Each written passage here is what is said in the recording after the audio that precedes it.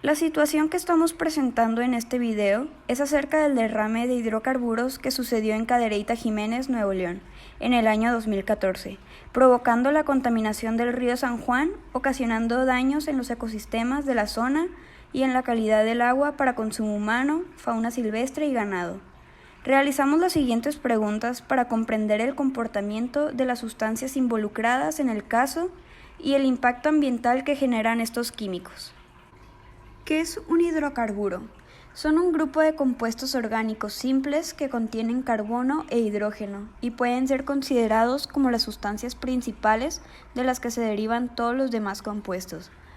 Pueden encontrarse de forma líquida natural, como es el petróleo, líquida por condensación, gaseoso, como el gas natural, y los sólidos en forma de hielo, como son los hidratos de metano.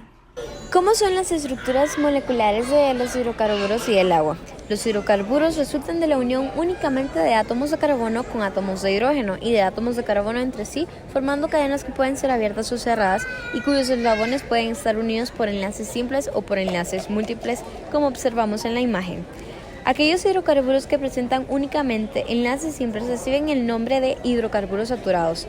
Por ejemplo, la molécula de etano está compuesta por 2 átomos de carbono y 6 átomos de hidrógeno, que se unen entre sí mediante enlaces covalentes sencillos.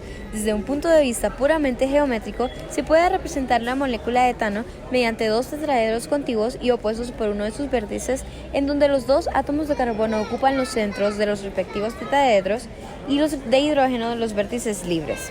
Los hidrocarburos no saturados, por otro lado, se caracterizan desde el punto de vista de su estructura molecular por la presencia de enlaces dobles o triples.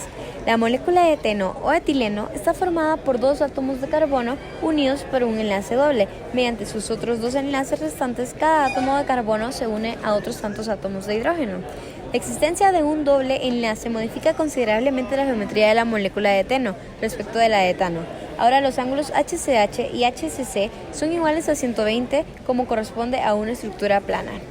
Por otro lado, la estructura molecular del agua está formada por 2 átomos de hidrógeno unidos a un átomo de oxígeno por medio de 2 enlaces covalentes.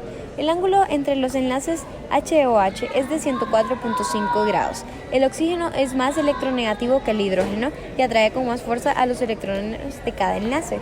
El resultado es que la molécula de agua, aunque tiene una carga total neutra, igual número de protones que de electrones, presenta una distribución asimétrica de sus electrones, lo que la convierte en una molécula polar. Por ello, se dan interacciones dipolo-dipolo entre las propias moléculas de agua, formándose enlaces por puentes de hidrógeno. La carga parcial negativa del oxígeno de una molécula ejerce atracción electrostática sobre las cargas parciales positivas de los átomos de hidrógeno de otras moléculas adyacentes. Las propiedades físicas del petróleo es que es más liviano que el agua. Los petróleos crudos tienen olor aromático muy distintivo. El color del petróleo varía del amarillo al rojo y su viscosidad es alta. Sus propiedades químicas es que se compone de carbono e hidrógeno en la porción 83 a 87% de carbono y de 11 a 14% de hidrógeno. Las propiedades físicas del agua es que sus estados físicos son sólido, líquido y gaseoso. Es incoloro e insabora. Su punto de congelación es de 0 grados centígrados y su punto de ebullición es de 100 grados centígrados. Las propiedades químicas del agua son que reaccionan tanto a óxidos ácidos como básicos. Reacciona con los metales, no metales y se une en las sales formando hidratos. ¿Cuáles son las interacciones intermoleculares entre las sustancias químicas involucradas? Todos los compuestos en la imagen son moleculares, lo que significa que por lo general no tienen tanta fuerza intermolecular, comparado, por ejemplo, con una estructura metálica o cristalina. Las uniones que tiene con otras moléculas serían muy débiles, ya que se basan en uniones de dipolo inducido, ya que los hidrocarburos por lo general son muy apolares. ¿Qué método o técnica se puede utilizar para la separación de hidrocarburos del agua? La técnica que se puede utilizar para separar los hidrocarburos del agua, que en este caso es el petróleo, es la técnica de separarlos con bypass. Es un separador de instalación en exteriores que separan las sustancias oleaginosas y los carburantes, porque de toda el agua que les llega solo tratan una parte.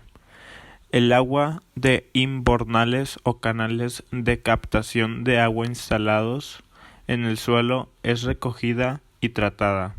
Después, los contaminantes del suelo son arrastrados por la lluvia.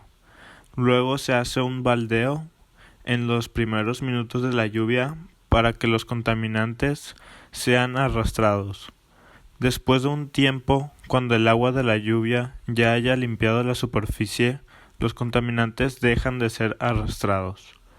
El sistema de bypass hace esto posible porque las primeras aguas que están contaminadas pasan por el separador de hidrocarburos y el agua restante que no está contaminada pasa por una vía paralela al separador y al final deja aguas abajo sin necesidad de ser tratadas.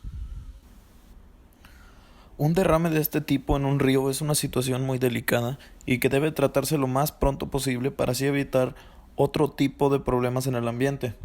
El petróleo, al no tener la misma densidad que el agua, se queda flotando y afecta a la vida en la superficie, no permitiendo que diversos tipos de seres que habitan en este ecosistema coexistan con el agua. Por ejemplo, si un ave de X especie para comer va a realizar actividades de caza en el río, se le ve imposible por la contaminación y así pasa con todas las especies y todas se ven afectadas.